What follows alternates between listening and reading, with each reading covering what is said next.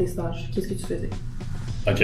J'étais au CHUM en hépatologie. Moi, j'ai eu la chance de faire mon stage au Pharmaprix La Prairie. C'est un stage en établissement de santé, donc je l'ai fait à Sacré-Cœur. Je l'ai fait en Gaspésie, à l'Institut universitaire de santé mentale de Montréal.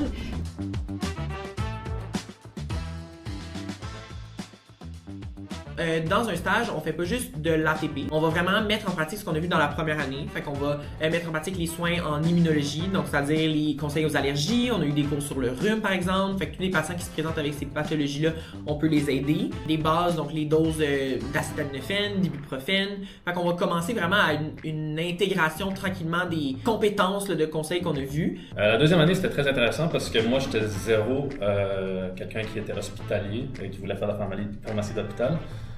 Mais avec le stage au Jewish, avec Julie Roy notamment, j'ai beaucoup apprécié et maintenant je travaille au Jewish. Tu arrives le matin, tu vas discuter avec ton maître de stage, puis il va te donner des cas à réviser durant la journée. Donc, tu vas voir des patients comme si tu étais un pharmacien. On révise les cas avec notre maître de stage, puis il nous enseigne à ce moment-là. Donc, ça, c'est une journée typique en établissement de santé.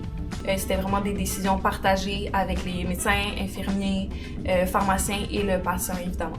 Les stages en communautaire à 4e année, c'était vraiment différent. Fait que tu prends vraiment plus le contrôle de la chaîne de travail, du roulement. Tu peux vérifier les paniers, des prescriptions.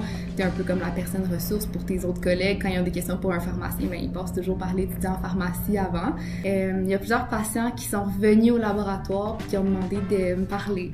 Fait que ça a été vraiment le fun de voir que j'ai pu créer un lien avec des patients aussi rapidement. Puis ça aussi, là, ça donne la confiance. Ce qui m'a le plus surpris, en communautaire et en hôpital, dans le fond, on doit quand même avoir un bon répertoire de ressources puis de contacts avec les gens. Il faut être prêt à répondre à des questions assez rapidement puis à résoudre des problèmes assez rapidement. C'est pas la connaissance qui est le plus important, c'est vraiment à quel point tu as tes ressources. Dis-moi qu'est-ce que tu peux faire, je vais te laisser. Je faisais plein d'actes, plein d'ajustements, etc.